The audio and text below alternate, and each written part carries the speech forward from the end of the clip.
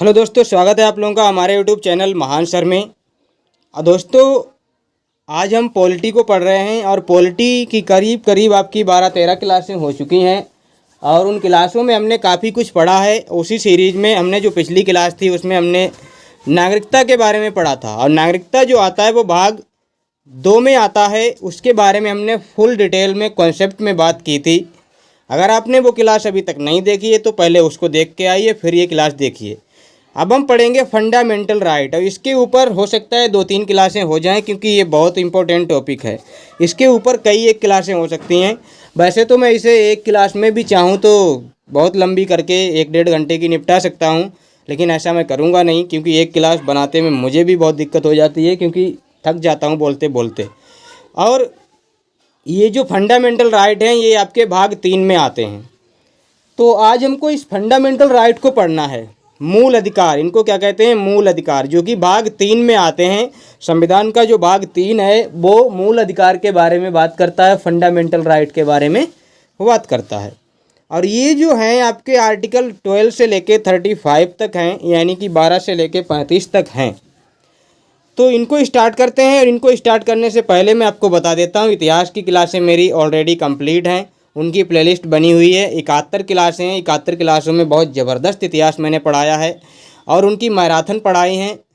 और क्या बोलता हूँ, ज्योग्राफी की भी क्लास चल रही है तो उनको भी आप देख सकते हैं। बहुत अच्छे वे में चला रहा हूँ। और पॉलिटी की तो क्लास आपकी ये है ही, तो पॉलिटी भी आप बहुत अच्छे से पढ़ सकते हैं। और इनकी पीडीएफ्स भी आपको मिल जाएंगी। अगर आप चाहते हैं तो इनकी पीडीएफ्स भी आपको मिलती रहेंगी।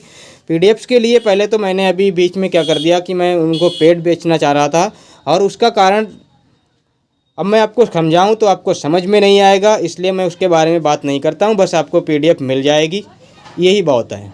और आपको पीडीएफ मिल जाए, आप यही चाहते हैं क्योंकि आपकी प्रॉब्लम है पीडीएफ। क्योंकि मैं ये बात समझा हूँ, मैंने कल से ये बात रियलाइज़ की है कि बच्चा पीडीएफ के लिए बहुत परेशान रहता है। पढ़ तो वो कहीं से भी लेता है लेकिन सबसे बड़ी प्रॉब्लम उसकी पीडीएफ ही होती है कि PDF sir, PDF PDF PDF. भले ही वो पीडीएफ को डाउनलोड करके पढ़े ना, लेकिन उसकी प्रॉब्लम होती है कि पीडीएफ क्यों नहीं दे रहे हो।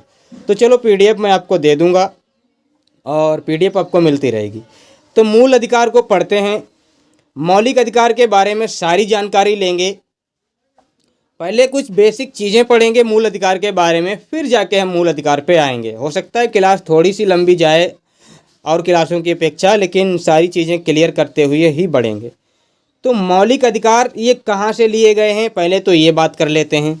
मौलिक अधिकार जो हैं ये अमेरिका से लिए गए हैं। सबसे पहली बात, कहाँ से लिए गए हैं? अमेरिका से। अमेरिका में इन्हें क्या कहा जाता था? बिल ऑफ राइट्स, अधिकार पत्र इनको बोला जाता है। अमेरिका में इनको बिल ऑफ राइट्स बोला जाता है। और ये जो बिल ऑफ राइट्स हैं यही मौलिक अधिकार भारत में बोले गए हैं। और ये जो मौलिक अधिकार का विचार है ना, मतलब मौलिक अधिकार का जो कॉन्सेप्ट दिया था वो ब्रिटेन ने दिया था। और ब्रिटेन ने इस चीज़ को क्या बोला था? ब्रिटेन ने इसको ह्यूमन राइट बोला था, मानव अधिकार बोला था। मानव अधिकार कि ये तो मानव के अधिकार हैं, मूलभूत अधिकार हैं, ये मौलिक अधिकार हैं मानव के। और इसको मैग्ना कार्टा बोला गया था 1215 में जोहन किंग के द्वारा। जोहन किंग ने तो इसको मैग्ना कार्टा कहा था। मैग्ना कार्टा बोले तो मतलब इससे बेहतर कोई चीज़ हो ही नहीं सकती। और अगर आपने इंसान की यही चीज़ ख़त्म कर दी तो वो काय का इंसान रह गया। आपने उसके जीने का अधिकार छीन लिया, आपने उसके जो सोचने का अधिकार छीन लिया, उसने आपका समझने का अधिकार छीन लिया, तो मतलब काहे का उसका अधिकार रह गया, काहे का जीवन रह गया। तो ये सारी बातें हैं। तो मौलिक अधिकार ये आपके कहाँ से आए थे? अमेरिका से आए। ये अगर यही क्लास अगर हाईएस्ट लेवल की जाए तो सिर्फ यही 2 ही बातों पे बहुत चर्चा हो जाएगी कि मौलिक अधिकार कहाँ से आए, क्यों आए, क्या विचार, क्या कॉन्सेप्ट, आखिर अमेरिका में इनको कैसे लॉन्च किया गया, आखिर ब्रिटेन ने ऐसी क्या परिस्थितियाँ आई कि इनको मानवाधिकार के रूप में लाया गया। लेकिन वो उसमें जाना नहीं है आपको।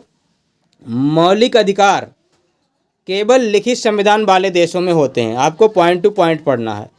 मौलिक अधिकार कहाँ मिलेंगे? जहाँ आपके लिखित संविधान है। फिर तो सर ब्रिटेन में तो लिखित है ही नहीं, ब्रिटेन तो अलिखित संविधान है सर, तो वहाँ मौलिक अधिकार कहाँ रहे? ये बात मैं कर रहा हूँ 1215 की कि उस टाइम पे इनको मानव अधिकार बोला गया था सर, ये बात है। हाँ, केवल लिखित वाले देशों में ही मिलते हैं।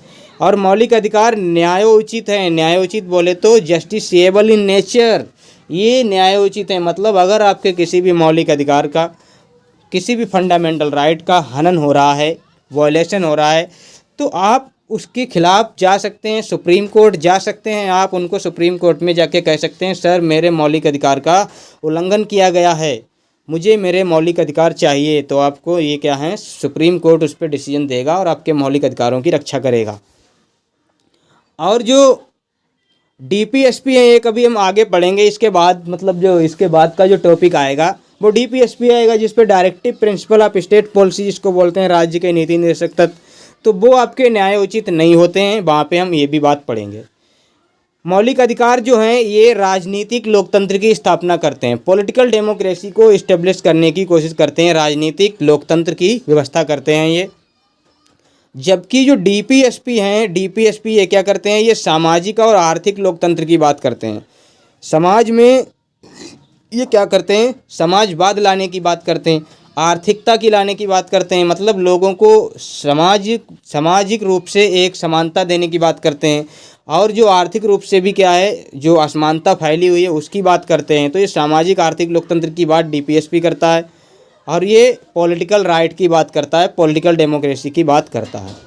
मौलिक अधिकार क्या है, इनकी सुरक्षा की जो गारंटी है वो सुप्रीम कोर्ट और हाई कोर्ट देता है। कौन देता है, सुप्रीम कोर्ट और हाई कोर्ट इनकी गारंटी देता है।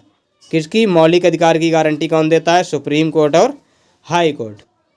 मौलिक अधिकार निलंबित हो सकते हैं, बिल्कुल निलंबित हो सकते हैं, आपातकाल के समय सिर्फ निलंबित होंगे, जब भी आपका क्या लगेगा, आपातकाल लगेगा, और वो हम बात करेंगे किस आपातकाल में कौन सा आपका अधिकार ख़त्म हो सकता है। ख़त्म बोले तो निलंबित हो सकता है, मतलब कुछ दिनों के लिए आपका टाला जा सकता है कि आप उस टाइम पे अपने मौलिक अधिकार की वो नहीं कर सकते हो।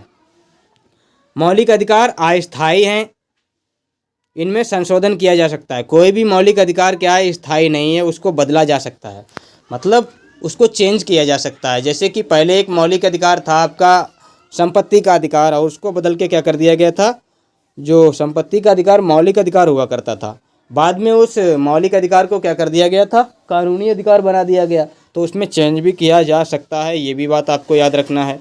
मौलिक अधिकार, इस पे जो प्रतिबंध लगाने का काम है वो संसद लगा सकती है। जैसे कि 12 से 35 तक आपके क्या है, मौलिक अधिकार हैं। इस तक जो मौलिक अधिकार आपके दिए गए हैं, इन पे क्या है, सरकार क्या लगा सकती है, संसद क्या लगा सकती है, प्रतिबंध लगा सकती है। 33, 34, 35 पे आपके क्या है, रेस्ट्रिक्शंस लगा सकती है।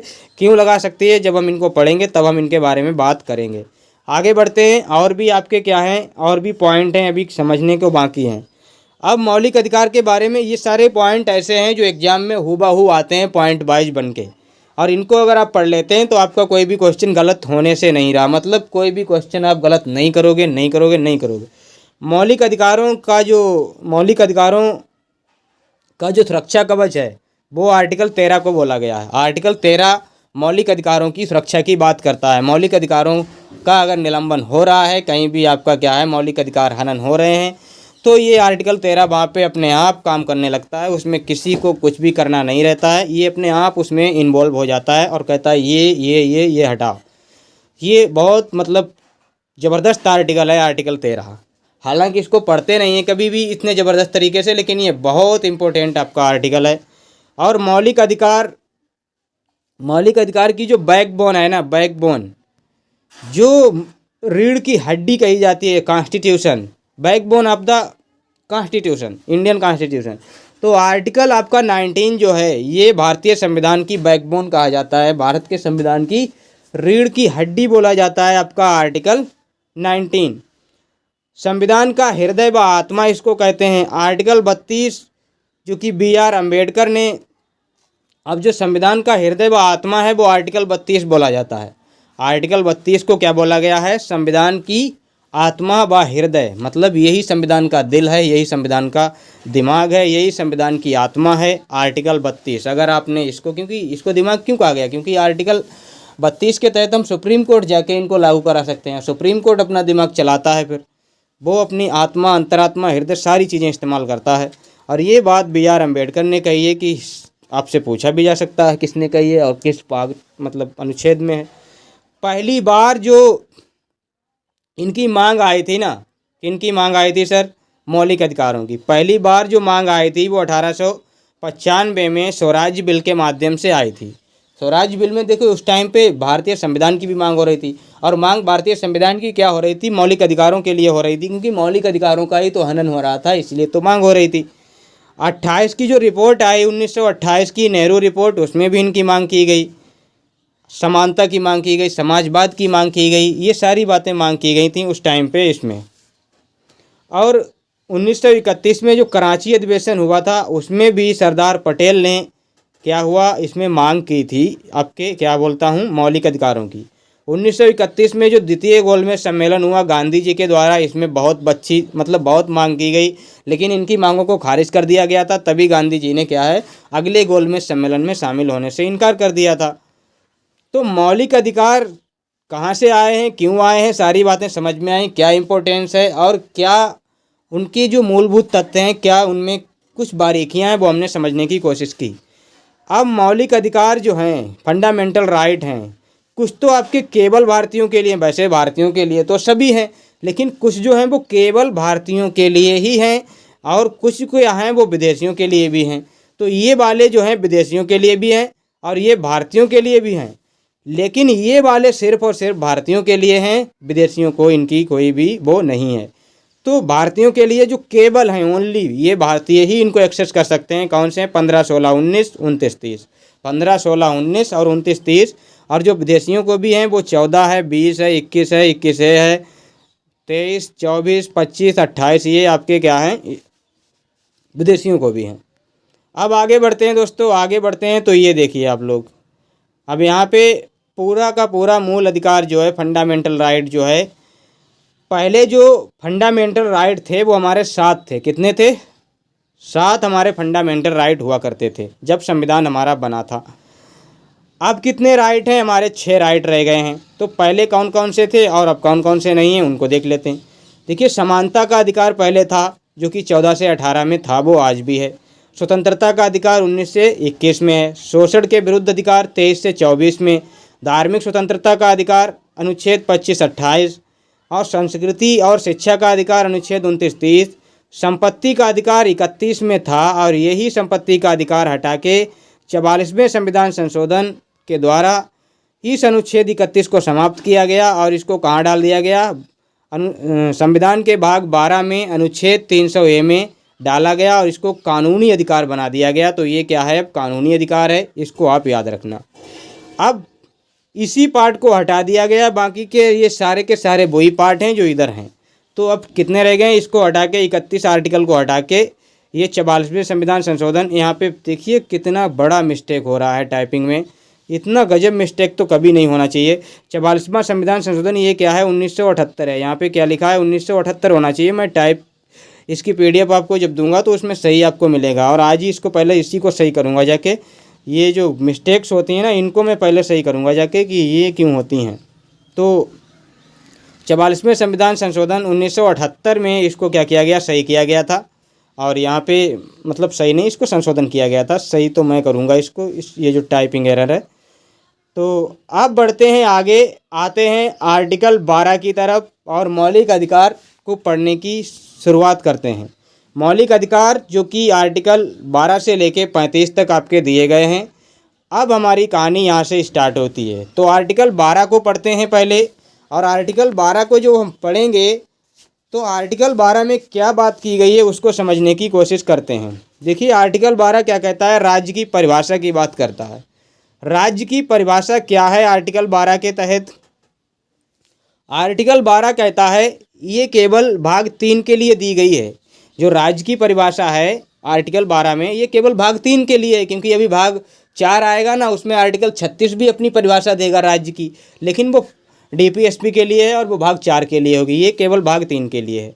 तो इसमें क्या क्या बातें की गई हैं? देखिए, इसमें राज्य की बात की गई है, राज्य की परिभाषा की बात की गई है। तो राज्य क्या हो सकता है इसकी बात की गई। देखिए, राज्य क्या है?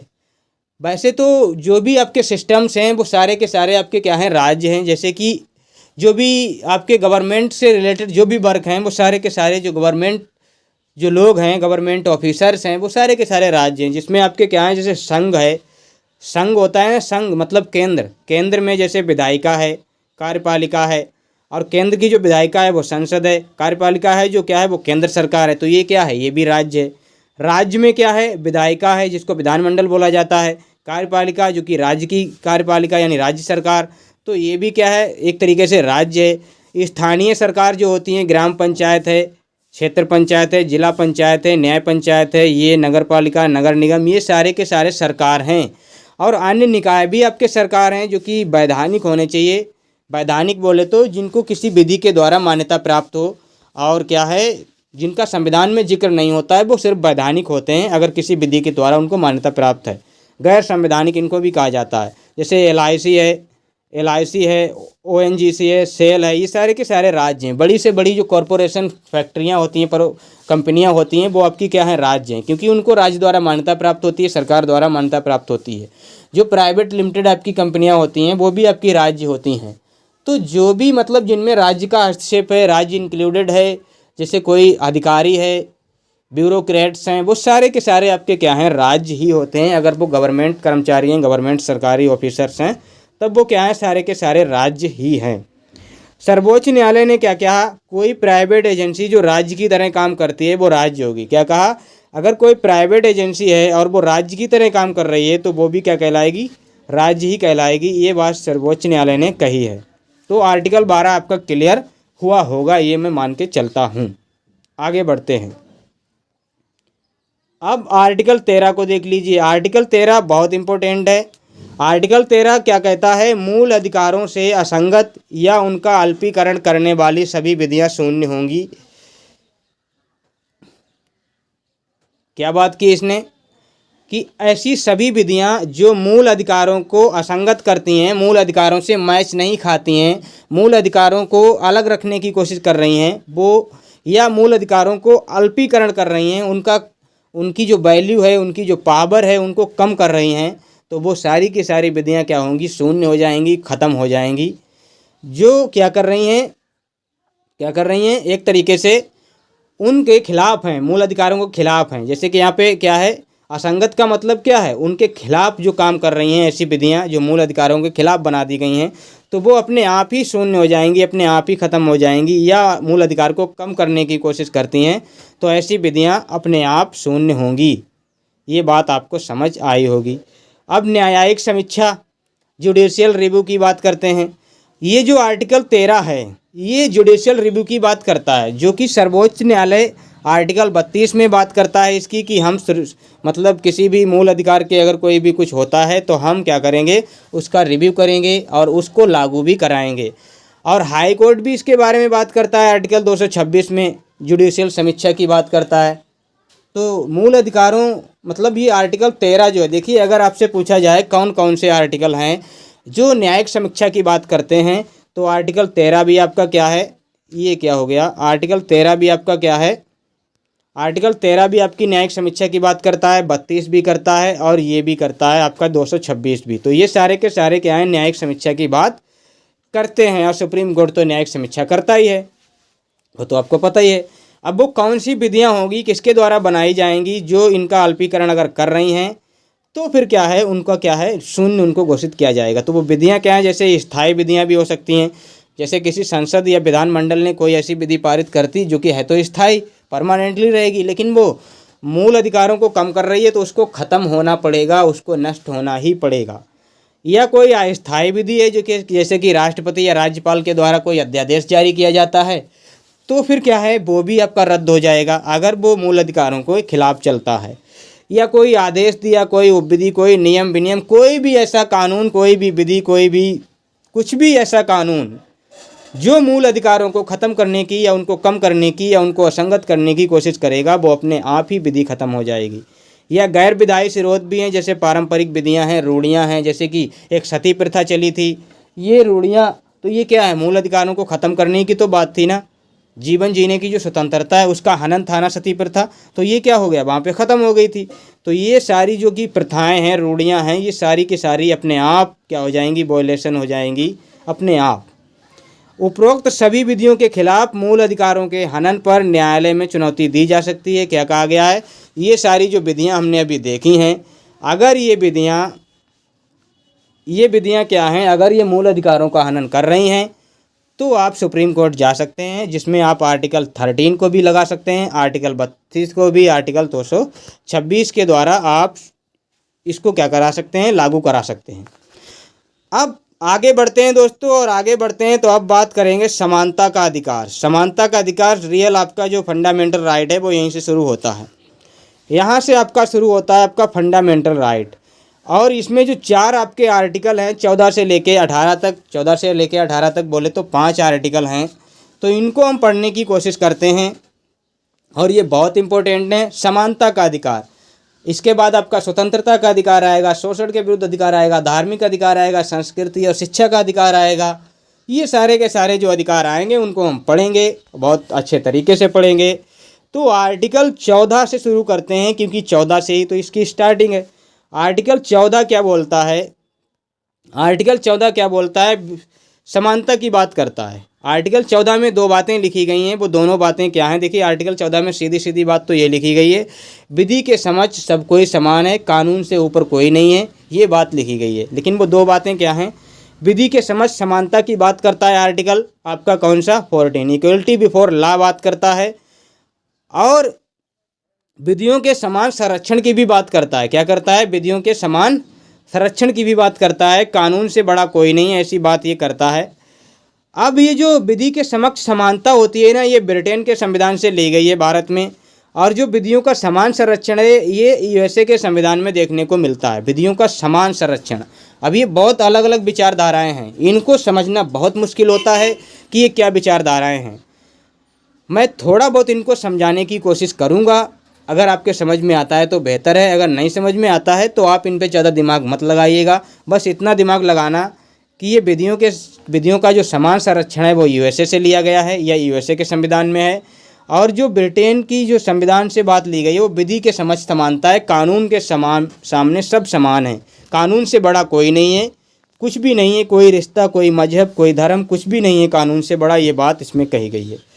तो ब्रिटेन के संविधान से ली गई है, और इसका जो जनक है वो प्रोफेसर डायसी हैं, इसके सिद्धांत के जनक हैं प्रोफेसर डायसी। विधि के समक्ष समानता का मतलब क्या है? इसके जो जनक हैं वो प्रोफेसर डायसी हैं। इन्होंने एक क्या है, विधि के शासन की बात की है, रूल ऑफ लॉ की बात की है, और इन्होंने रूल ऑफ लॉ में क्या कहा है उसको बहुत अच्छे से समझने की कोशिश कीजिए।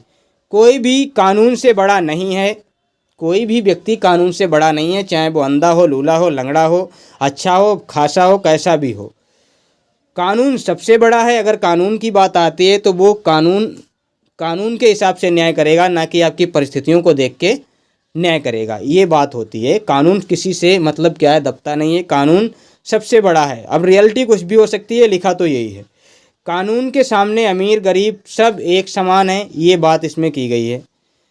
सकारात्मक अभिव्यक्ति वाला ये वाला जो मामला है इसको देख लीजिए, ये वाला मामला देखिए विधियों के समान संरक्षण की। अभी ये तो नकारात्मक बात है, ये आपकी सकारात्मक बात है। क्या है? ये सकारात्मक बात है। इसमें क्या है, यूएसए के संविधान से सकारात्मक अभिव्यक्ति इसमें दिखाई गई है। क्या? समान के, यहाँ पे क्या लिखा है, समान के साथ, यहाँ पे लिखा होना चाहिए, यहाँ पे साथ यहाँ पे हटा हुआ है, समान के साथ समान और असमान के साथ असमान न्याय की अवधारणा की बात करता है। ये क्या करता है? समान व्यक्ति के साथ समान न्याय होगा, असमान व्यक्ति के साथ असमान न्याय होगा, ये बात करता है आपका ये विधियों का समान संरक्षण। इसका मतलब है अगर कोई गरीब है और कोई अमीर है तो जो गरीब है उसको फ्री लीगल सहायता दी जानी चाहिए, फ्री कानूनी सहायता दी जानी चाहिए, और जो अमीर है वो तो पैसे से अपना केस लड़ सकता है, लेकिन गरीब को फ्री सुविधा देनी चाहिए। तो ये क्या है, समान के साथ समान और असमान के साथ असमान की बात होती है, न्याय की अवधारणा होती है। सभी की कानून तक पहुंच बराबर होनी चाहिए, ये बात इसमें की गई है, क्योंकि गरीब आदमी तो केस लड़ ही नहीं पाएगा अगर उसके पास पैसे ही नहीं है, और अमीर आदमी क्या है, केस लड़ सकता है क्योंकि पैसे हैं। तो फिर गरीब आदमी का क्या होगा, यहाँ पे कानून उसका फिर तो कुछ है ही नहीं उसके लिए कानून, तो उसके लिए कानून खुद अपनी तरफ से मदद करेगा फ्री में, ये बात इसमें की गई है। जैसे कि दिव्यांग हैं, वृद्ध हैं, विधवाओं को पेंशन देता है और अन्य लोगों को नहीं देता है। तो क्या है ये, मतलब उन लोगों की ऐसी कंडीशंस है कि वो ऐसा नहीं कर पाते हैं तो उनको आपकी क्या है, पेंशन्स देते हैं। गरीबों को मुफ्त कानूनी सहायता देते हैं, और जो आपकी रिजर्वेशन सिस्टम है, ओबीसी, एसटी, ये ईडब्ल्यूएस, ये सारी की सारी क्या हैं, ये विधियों का समान संरक्षण के लिए ही दी गई हैं। मतलब जो भी गरीब हैं उनको थोड़ा सा छूट दे दी गई है ताकि वो भी थोड़ा आगे बढ़ सकें। इससे विधियों का समान संरक्षण यही आपका कहलाता है। आगे बढ़ते हैं। आगे जो अगला आर्टिकल आता है, तो पहला हमने आर्टिकल देख लिया 14 वाला, क्या है, समानता की बात करता है। क्या करता है, विधि के समक्ष समानता की बात करता है। अब इसमें जो 15 आर्टिकल है, जो 15 आपका आर्टिकल है, ये किसकी बात करता है, ये बात करता है आपका नो डिस्क्रिमिनेशन। नो डिस्क्रिमिनेशन की बात करता है, कोई भेदभाव नहीं होगा इसकी बात करता है। कोई भेदभाव नहीं होगा, ये बात ऐसी करता है। धर्म, मूल वंश, जाति, लिंग, जन्म स्थान, इसके आधार पर कोई भी भेदभाव नहीं होगा। इन सारी बातों को लेकर कोई भी भेदभाव नहीं होगा। ना तो धर्म के आधार पे होगा भेदभाव, ना मूल वंश के आधार पे होगा, ना जाति के आधार पर, ना लिंग के आधार पर, ना जन्म स्थान के आधार पर। लेकिन ये व्यवस्था इतनी ख़राब है कि अभी भी भेदभाव ख़त्म नहीं हुआ है, ये सिर्फ कानून में ख़त्म हुआ है। हालांकि इसका प्रभाव आपको देखने को मिलेगा, बहुत जगह पे ये सारी चीज़ें नहीं भी हैं, लेकिन फिर भी हैं। इसमें क्या क्या कहा गया है हमको तो वो पढ़ना है। आर्टिकल 15 के जो ये सब क्लास दिए गए हैं, 1 2 3 4 5 6, इनको पढ़ते हैं। तो पहले भाग में क्या कहा गया है, राज्य भेदभाव नहीं करेगा किसी भी व्यक्ति के साथ। और किन आधारों पे, इन आधारों पे राज्य किसी के साथ व्यवहार नहीं, मतलब भेदभाव नहीं करेगा। धर्म, वंश, जाति, लिंग, जन्म स्थान के आधार पर राज्य किसी के साथ भेदभाव नहीं करेगा। और दूसरा क्या कहता है, प्राइवेट व्यक्ति भी इनके मतलब आधार पे भेदभाव नहीं कर सकता है। प्राइवेट व्यक्ति, जैसे आप प्राइवेट कंपनी में जा रहे हो, आपका धर्म कुछ भी है, आपका लिंग कुछ भी है, तो ऐसा नहीं है वो मना कर दे जाति से, जन्म स्थान से, तो वो आपको लेगा। तो इसमें भेदभाव नहीं कर सकता है, और राज्य तो कर ही नहीं सकता। महिलाओं और बच्चों की जो विशेष परिस्थितियों को ध्यान में रखकर थोड़ा बहुत भेदभाव, महिलाओं और बच्चों की विशेष परिस्थितियों को ध्यान में रखकर भेदभाव हो सकता है। यहाँ पे क्या है, ये हो सकता है, ना हो नहीं है। यहाँ पे क्या है, हो सकता है। ये थोड़ा बहुत टाइपिंग में रह जाता है, तो ये ना मतलब हटाया होगा और हो लगाया होगा, तो ये ना हट नहीं पाया। तो महिलाओं और बच्चों की परिस्थितियों को देखते हुए थोड़ा बहुत हो सकता है, इनके साथ भेदभाव हो सकता है। मतलब इनके साथ नहीं भेदभाव हो सकता है, भेदभाव तो आपके साथ होगा। इनको थोड़ी विशेष सुविधाएँ दी जाएंगी अलग से। जैसे कि आपने देखा, महिला सीट आपकी रिजर्व होती हैं, आप बस में जाओ या कहीं भी जाओ, आपकी विकलांग सीट आपकी रिजर्व होती हैं। तो ये सारी क्या हैं, बच्चों के लिए सीट्स होती हैं। तो ये क्या है, आपके लिए कुछ विशेष परिस्थितियाँ होती हैं। सामाजिक और शिक्षा में कोई भेदभाव नहीं होगा। सामाजिक मतलब समाज में सब समान है, समाज में ऐसा नहीं आप किसी की वैल्यू को गिरा दो, आप किसी को भी इग्नोर कर दो। तो ये सारी बातें क्या हैं, सामाजिक और शिक्षा में कोई भेदभाव नहीं होगा। प्रथम संविधान संशोधन, जो प्रथम आपका संविधान संशोधन हुआ था 1956 में, उसके तहत इसको जोड़ा गया था कि समाज में सामाजिक और शिक्षा के आधार पे कोई भी भेदभाव नहीं होगा। सामाजिक और शिक्षा में कोई भेदभाव नहीं होगा। और यही बात आपकी 93 संविधान संशोधन में क्या कहा गया कि सामाजिक और शिक्षा में पिछड़े नागरिकों के लिए विशेष प्रावधान किए जाएंगे। जो कुछ पिछड़े लोग हैं उनके लिए विशेष प्रावधान किए जाएंगे। अभी कहा गया कि कोई भेदभाव नहीं होगा, अब क्या है, भेदभाव की बात कर दी गई कि कुछ जो पिछड़े लोग हैं उनके लिए थोड़ी भेदभाव की बात आई। और 93 संविधान संशोधन 2005 में क्या कहा गया, उनको थोड़ा बहुत विशेष प्रावधान दिया जाएगा, छूट दी जाएगी। जैसे SC OBC जो रिजर्वेशन मिलता है वो इसी आधार पर तो मिलता है। अब 103वां संविधान संशोधन आया, इसमें क्या कहा गया, जो कि 2019 में आया, इसमें EWS को लागू किया। जो सामान्य वर्ग के लोग होते हैं ना, जो जनरल कैटेगरी होती है ना, उनके लिए कहा गया है, आप अगर आर्थिक रूप से कमज़ोर हो तो आपको 10% का आरक्षण मिलेगा इसमें। और ये बात इसमें की गई है। तो इसमें मतलब कहा तो गया है कि भेदभाव नहीं होगा, लेकिन आपको दिख रहा है थोड़ा बहुत भेदभाव। लेकिन ये भेदभाव क्यों है, क्योंकि भेदभाव को मिटाने के लिए ये भेदभाव किया गया है। कभी कभी होता है ना कि लोग कहते हैं कि लोहा ही लोहे पर चोट लगा सकता है, तो वही बात है, भेदभाव को मिटाने के लिए थोड़ा बहुत भेदभाव किया गया है इसमें। आगे बढ़ते हैं दोस्तों। आगे क्या है, अगला आर्टिकल आता है आपका आर्टिकल 16। इसमें भी आपका क्या है, इसमें कहा गया है अपॉर्चुनिटी की बात की गई है।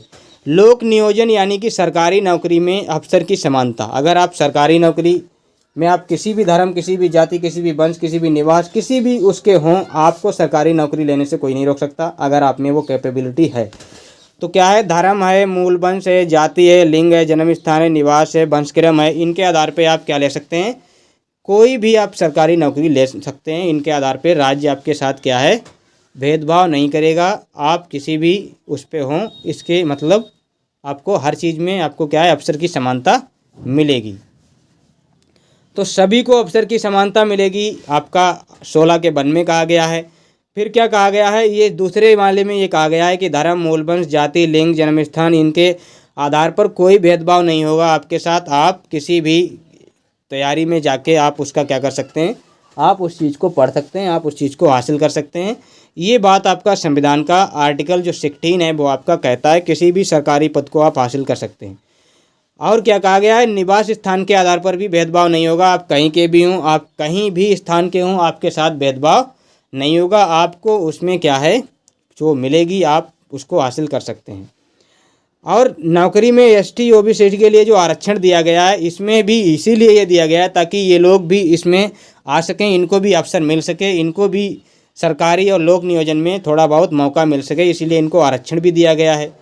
धार्मिक संस्थानों में उसी धर्म के लोगों को नियुक्त किया जाएगा, लेकिन यहाँ पे बात थोड़ी बदल दी गई है। इन्होंने क्या कहा गया है, लेकिन अगर कोई धार्मिक इंस्टीट्यूट है या धार्मिक कोई भी मतलब जैसे कि मंदिर है, मस्जिद है या कोई भी मदरसा है या कोई भी मठ है, तो उनमें क्या है उन्हीं धर्म के लोगों को नियुक्त किया जाएगा, क्योंकि उन्हें उनकी विशेष जानकारी भी होती है और वही उसका सही से संचालन भी कर सकते हैं।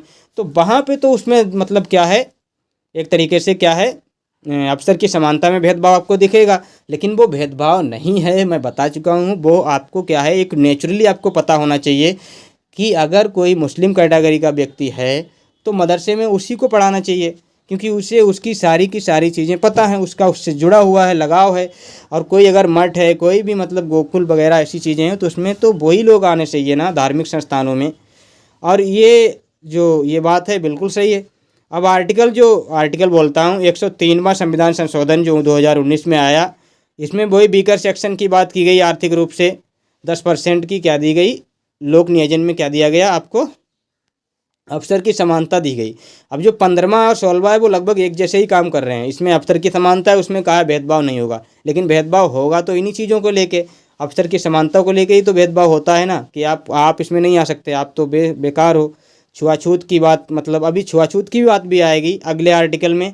जो अगला आर्टिकल है ना, अब इसमें आप लोग देखिए, अगला आर्टिकल आप लोग देखिए, ये आपका आर्टिकल क्या है 17, आर्टिकल 17। इसमें अबोलिशन ऑफ अनटचबिलिटी की बात की गई है, अस्पृश्यता का अंत यानी छुआछूत का अंत। जो समाज में एक बहुत बड़ी व्यवस्था है छुआछूत, ये बहुत बड़ी बीमारी है, इसके अंत की बात की गई है, अस्पृश्यता का अंत इसमें दिखाया गया है आर्टिकल 17। तो अबोलिशन की बात की गई है, अनटचबिलिटी की बात की गई है।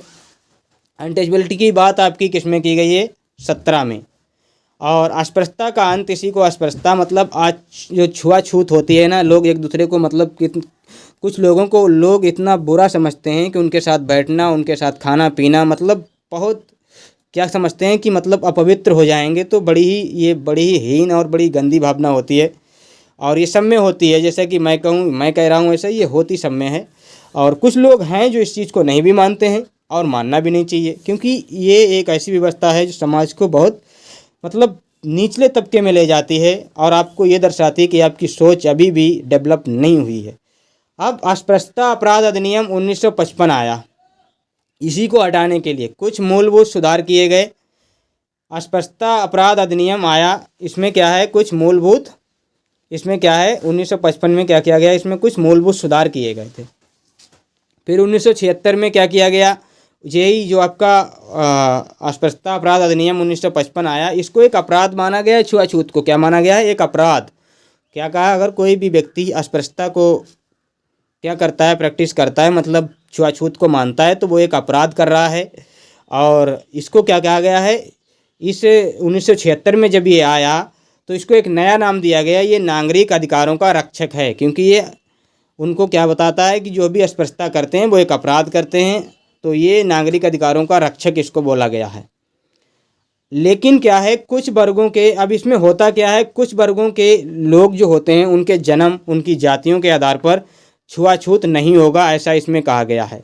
क्या कहा गया है, जैसे कुछ लोग जैसे एसटी वाले लोग होते हैं, उनके साथ ये बहुत दुविधा होती है, जिनको दलित बोला जाता है, उनके साथ ये बहुत मतलब गंदा सलूक होता है। तो उनकी जाति के आधार पे, उनके जन्म के आधार पे उनके साथ समाज में, धार्मिक संस्थानों में, सार्वजनिक स्थानों में, होटल में, इनमें क्या होता है, बहुत मतलब भेदभाव होता है, बहुत अस्पृश्यता उनके साथ किया जाता है।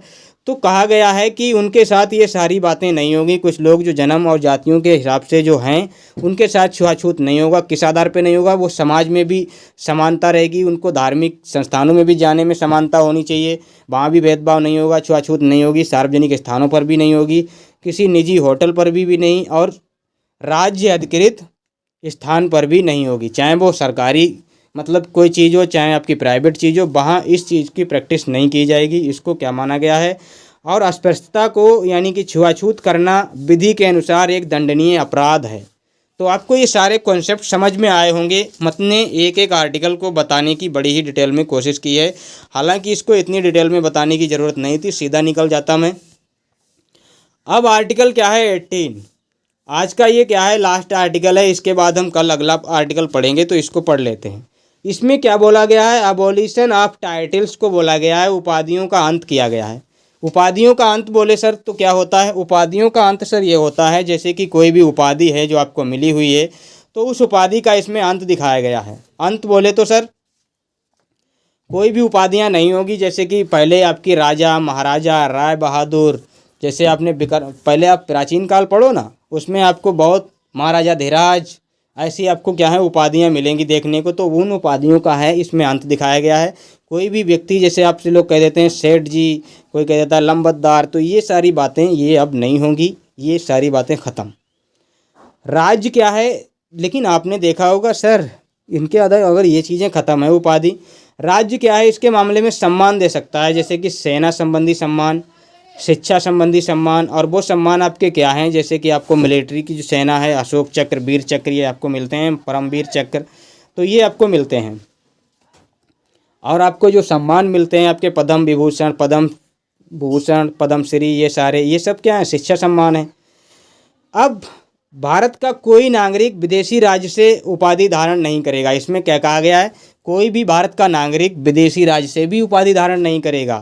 कैसे नहीं करेगा, राज्य के अधीन अगर कोई व्यक्ति काम कर रहा है, कोई भी व्यक्ति है जो हमारे देश में काम कर रहा है और वो है विदेशी, तब भी वो विदेश से कोई भी उपाधि धारण नहीं कर सकता। अगर करेगा तो उसे राष्ट्रपति की स्वीकृति चाहिए होगी, तब वो कर सकता है, तब वो इसको धारण करेगा।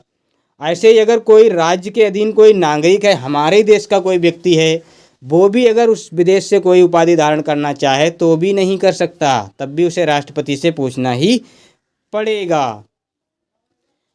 1996 में कहा गया सुप्रीम कोर्ट के द्वारा, क्या कहा गया है कि राज्य क्या है ये सम्मान दे सकता है, पद्मश्री, पद्म भूषण, ये सारे सम्मान दे सकता है। और ये क्या है, सम्मान है, ये उपाधि नहीं है। इसमें ऐसा कहा गया है कि ये उपाधि नहीं है, और इनकी शुरुआत 1954 में हुई थी, तो ये आपको याद रखना है। इनकी शुरुआत 1954 में हुई थी, तो ये उपाधियां नहीं हैं, ये क्या है, आपके सम्मान हैं। तो आज की क्लास आप लोगों को समझ आई होगी, अच्छी लगी होगी, बेहतर लगी होगी। अगर क्लास आपको अच्छी लगी है तो लाइक करें दोस्तों, और हमारे चैनल को सब्सक्राइब करें, और बेल आइकन को भी प्रेस कर लें ताकि वीडियो की नोटिफिकेशन आप लोगों को मिलती रहे। और दोस्तों चैनल को ज़्यादा से ज़्यादा लोगों तक शेयर करें ताकि मेरा मोटिवेशन बने, और मेरा अगर मोटिवेशन बना तो मैं बहुत ज़बरदस्त क्लास लेके आऊँगा, बहुत ज़बरदस्त। लेकिन अगर आप लोग साथ नहीं दोगे तो मेरा मोटिवेशन एकदम धराशायी हो जाता है, और मैं बैठ सा जाता हूँ, दिल बैठ जाता है कि अब नहीं, अब और ज़्यादा तकलीफ़ नहीं। तो फिलहाल आप लोग सपोर्ट करिए ताकि मैं और भी बेहतर वीडियो बना पाऊँ। तो फिर मिलते हैं नेक्स्ट वीडियो में, तब तक के लिए धन्यवाद।